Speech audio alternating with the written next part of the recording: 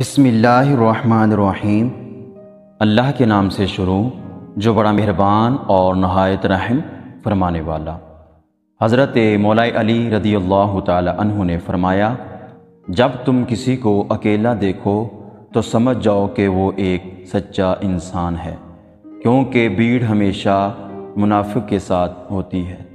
دوستی کا برہم صرف وہ لوگ رکھ سکتے ہیں جن کے وجود میں سمندر جتنا دل ہو۔ یہ نہ سوچو کہ اللہ دعا فوراً قبول کیوں نہیں کرتا، یہ شکر کرو کہ اللہ ہمارے گناہوں کی سزا فوراً نہیں دے دیتا۔